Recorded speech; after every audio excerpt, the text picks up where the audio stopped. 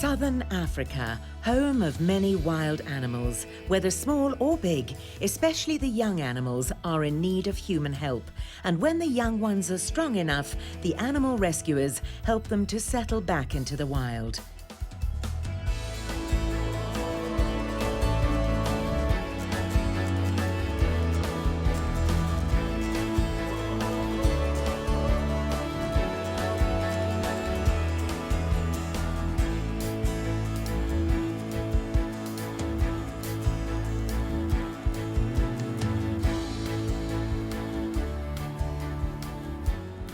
In this episode of Raising Wildlife, Warren returns Bolt to his cage after a dangerous situation. Later, Warren and his lions engage in tug-of-war.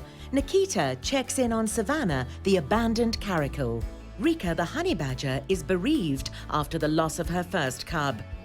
Nikita has more on her hands than she expected. Then the world's tiniest antelope, a blue Duiker called Marie, goes missing. First, we travel to the Lion and Cheetah Sanctuary on the Moholoholo corridor, situated in Gauteng, South Africa. At the Predator Park, wildlife find sanctuary here, especially those who cannot be released. Hi, I'm Warren from the Lion and Cheetah Sanctuary, and we're on our way to see the latest arrivals, the cheetah cubs. Warren has taken the 3 cubs in after they were abandoned. Before we enter the cheetah enclosure, we always ensure that our hands are disinfected and our feet have been disinfected correctly. We make use of F10, which kills all germs. F10 is a concentrated disinfectant which kills a broad spectrum of potentially harmful microorganisms. Cleanliness is one of the highest requirements when raising wild animals. These 2 brothers, Blaze and Bandit, are trying to avert their dominance over each other. As you can see, the cheetah cubs are enjoying their meal, and it's a good time for the volunteers to clean the enclosure. Susan and Monique are responsible for cleaning the enclosure before their walk. Bolt knows this, but before his walk, he's expecting some grooming too. Following a cleaning regimen is critical for young wildlife, as many diseases could spread rapidly. It's essential that we keep the enclosure clean. We clean the water daily and remove all feces and old bones to ensure that no infection spreads inside the enclosure. This prevents odors, parasite reinfection, and insect overpopulation. Warren checks on Bolt. He is the alpha male in the pack. Raising wildlife is a delicate process, and some things need to be figured out by themselves. Warren monitors the enclosure. If cleaned properly, they can go on their walk. And Bolt loves being groomed. The enclosure has been cleaned correctly, and we can now take the cheetah cubs for their walk. This is the treat of the day, being able to walk freely on the property. However, allowing wildlife to roam unleashed does come with its own challenges, especially when Warren and the volunteers are trying to direct them to the open fields. Thus, using pieces of meat might help.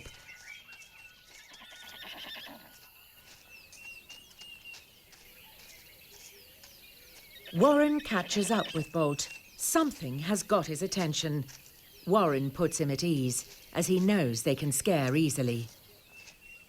That's a different litter. There's also 3 in there, but you'll see their interaction is quite aggressive. But it's important for them to see other cheetahs and interact.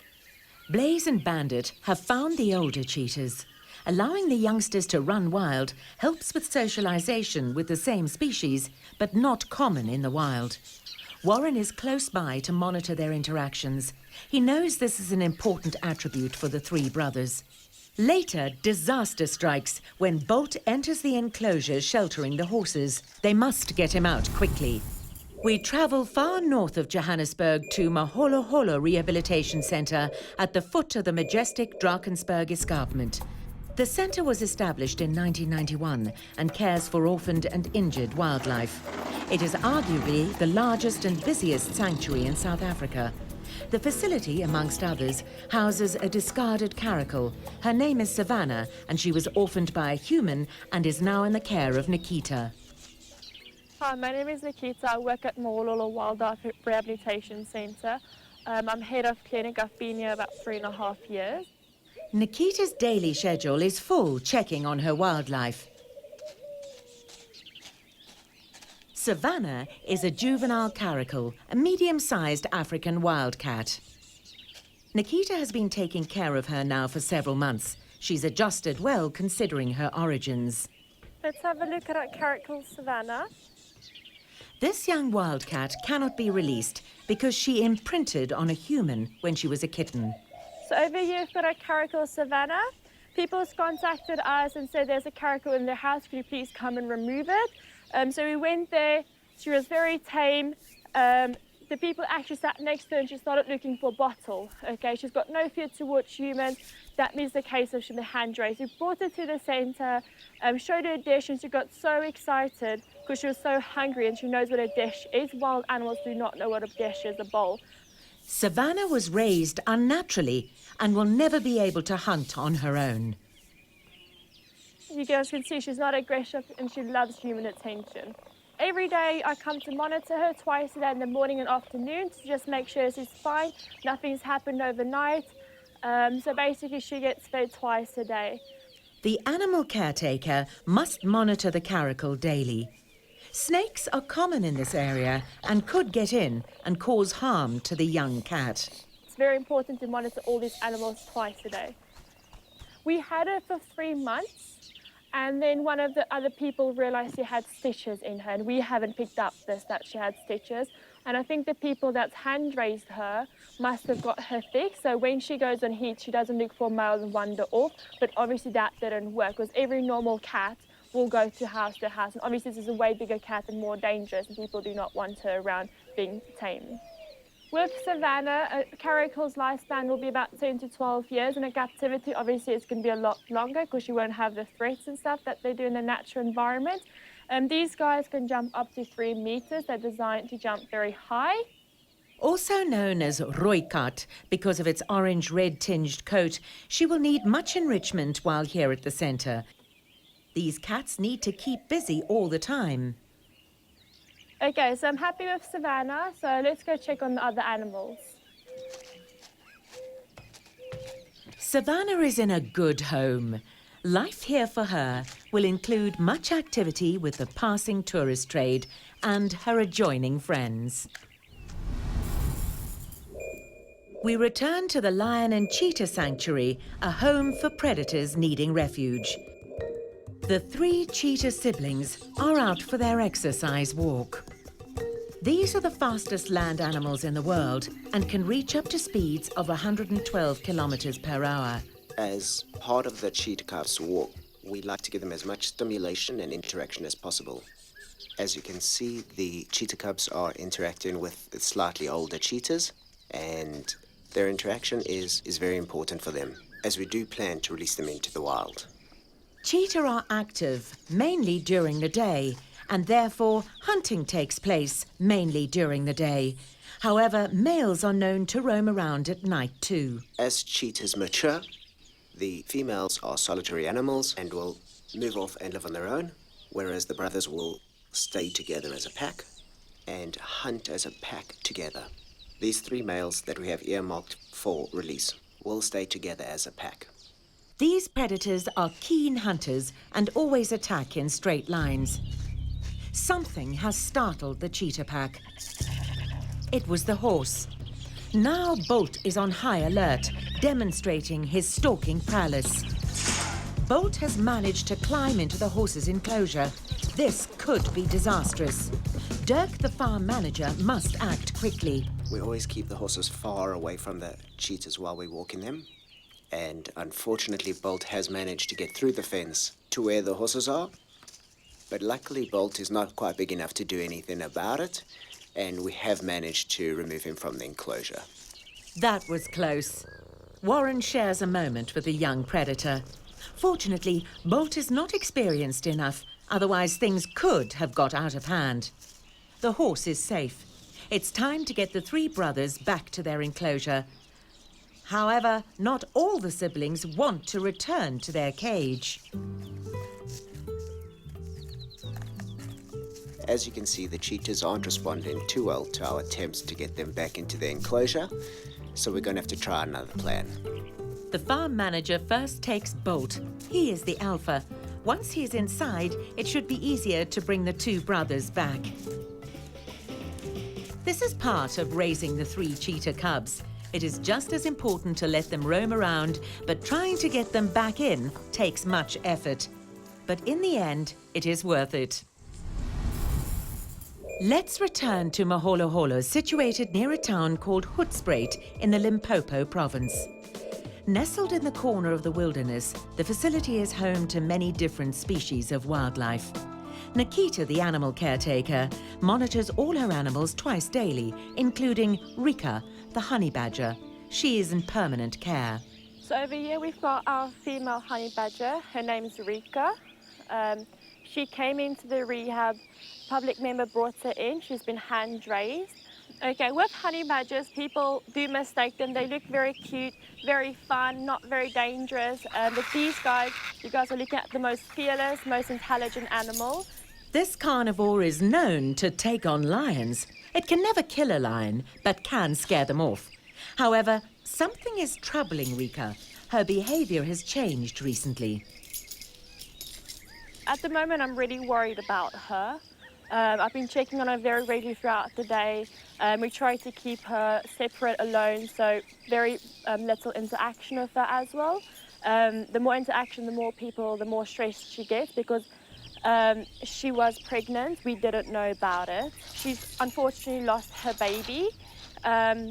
So she is under the pressure now. She is mourning at the moment. Her natural instincts are telling her she needs to nurture and has substituted the chain for the new cub. Of course, she doesn't go down the hole for warmth and stuff because it gets so cold at night. I'm worried she's going to get sick as well. Nikita has tried giving her a loose chain to carry underground at night, but that did not work. Nikita has tried toys to comfort her, but the mammal mother wants the chain stuck to the pole. But hopefully soon she will lose interest in the chain. Slowly but surely, sometimes I find her down the hole, not with the chain, so that's actually a very good sign. And I'm hoping in the future as well, her and her mate could be back together. Also known as rattle, these badgers are ferocious diggers, able to dig into hard ground in a matter of minutes. Their nesting sites are underground and use disused burrows from other animals. If there's concrete like this, they actually grind with their nails to use it as a hook to climb out. They dig very well. They can dig under the concrete slabs and stuff. Yeah, but I'm really happy that I have checked on her, and hopefully tomorrow she will leave her chain. Go. For now, though, the grieving mum will have to play out her natural instincts to nurse her young, even if it is only the chain.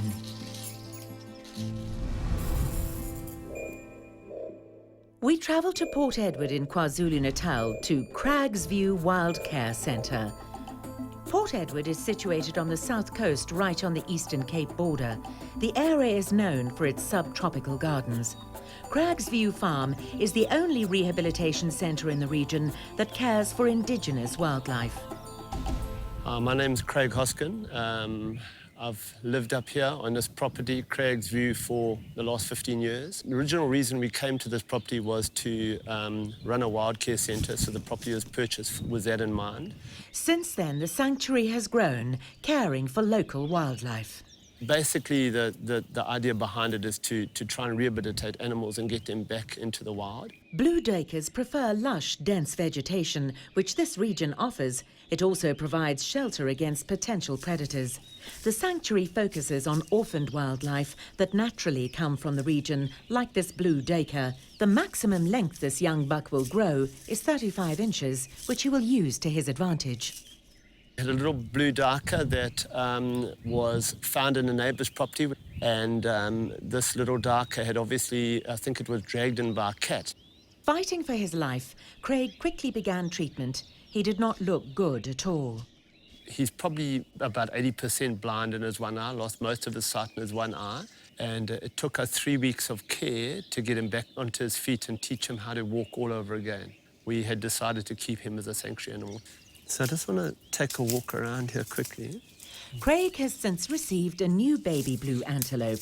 Finding her is proving to be a challenge. See if I can find her where she is. This species of antelope is secretive and extremely cautious. Marie! Marie! This defense mechanism makes them elusive. Marie! Craig might not see her, but she knows where he is. What I try and do a lot is always speak to the animal, because if you surprise the animal, they panic and they run into fences and stuff. These guys can hide and just disappear, so. Craig needs to find a balance when caring for the young buck and does not want to imprint on the young animal. The challenge is, if he is the one feeding the animal, imprinting could occur. This could cause permanent problems for the Duiker's future. For now, Marie is safely hiding in the thick bush. Craig's search for the new arrival will have to resume tomorrow.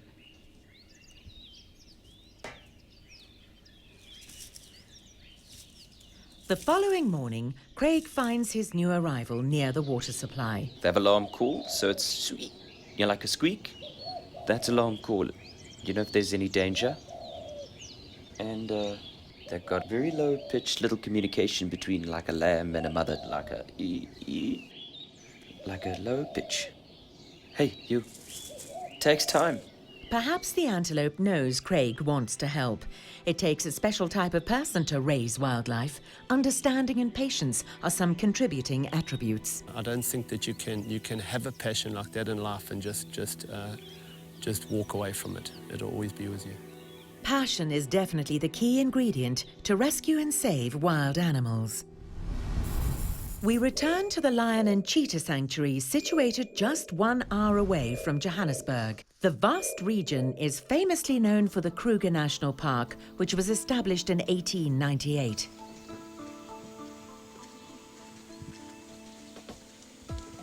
Okay guys, it's now time to meet our lions, the pride of our sanctuary.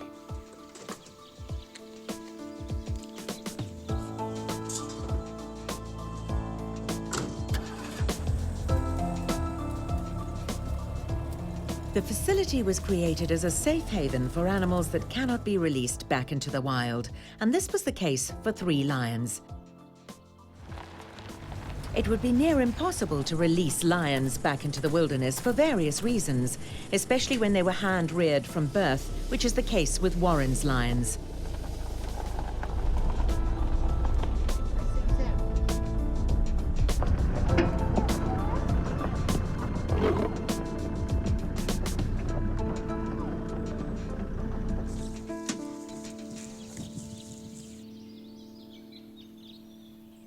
Okay guys, we're here at our lions. This is Samson, Indy, and Shanti. This is like a family reunion. Make no mistake, no one else can enter this enclosure like Warren and his sister Monique have. These lions were raised by both brother and sister, so the king and the 2 lionesses recognize them as family.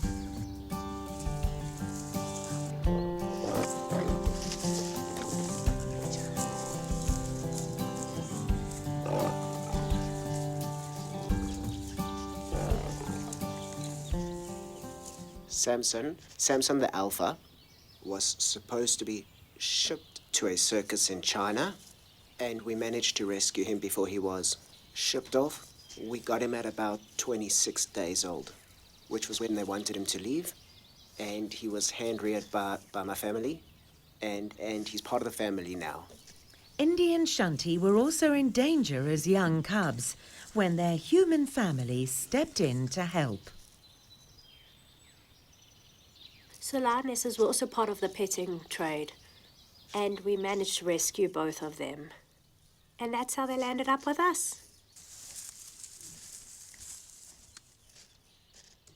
My sister and I hand-reared all 3 of the lions, and the 3 lions identify us as family, and any other human would be seen as prey if they came into the enclosure.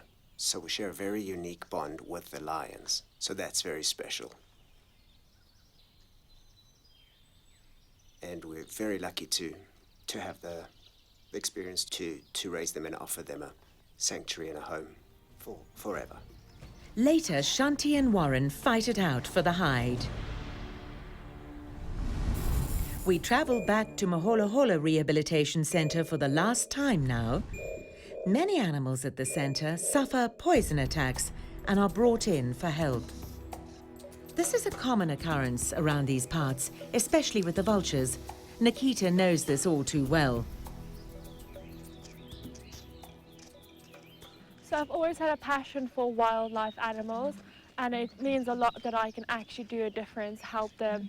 The best feeling is to see them getting released, or sometimes unfortunately they can't get released and you give them permanent care. So always try the best for them, but it's one of the best feelings I've ever had to see what you can do and help them. Nikita needs to check on her vulture patients, many of which have several ailments. The animal caretaker must take in protective gloves. These are large predator birds, and their beaks can crush animal bone with ease.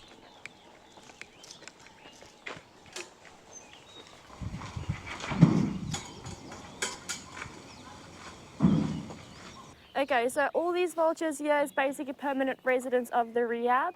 They're all here due to broken wings, unsuitable for release, hand raised, so they're not fit to go back into the natural environment. Over there, the big brown ones, it's called the lappet-faced vulture. It's the biggest big vulture in the world.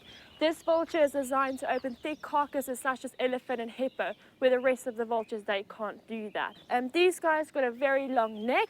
These vultures are designed to go into a carcass. They are quite heavy. These Cape vultures can weigh up to 8 kgs. Come. Come on. Come. Come. Don't do it.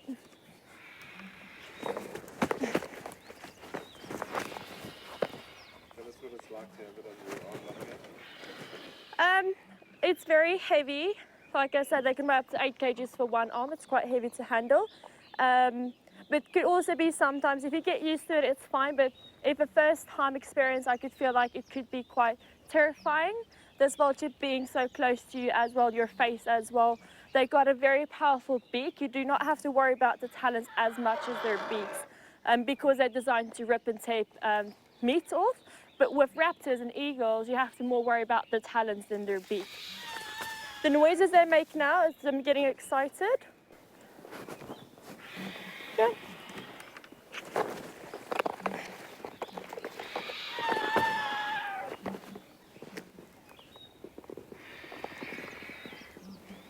I can't hold any longer.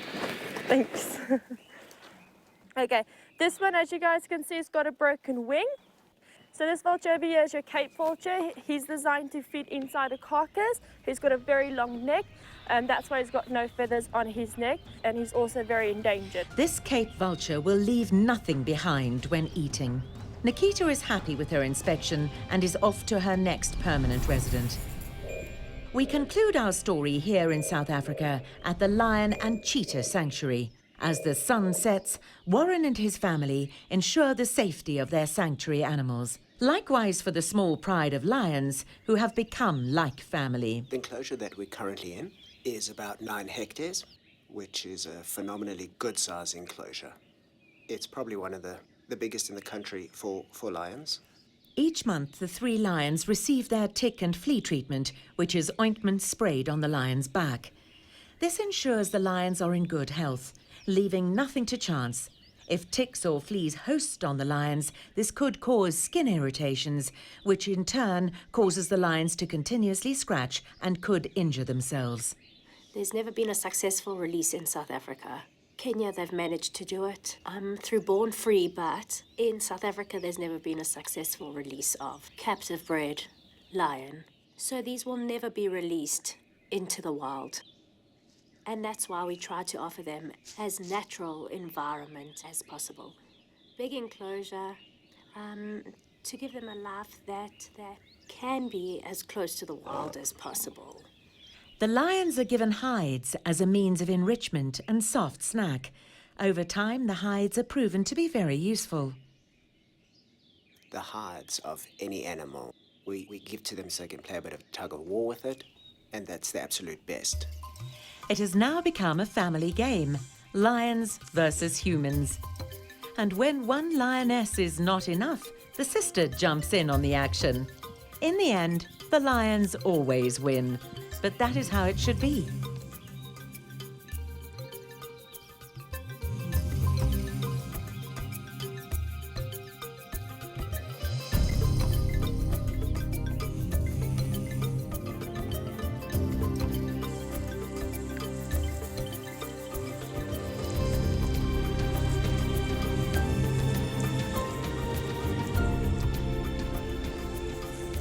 After a long day out, it is time to head back. The 3 lions are doing well, saved from experiencing the dark side of wildlife. And this modern-day family will enjoy the rest of their lives knowing 3 more lions were rescued.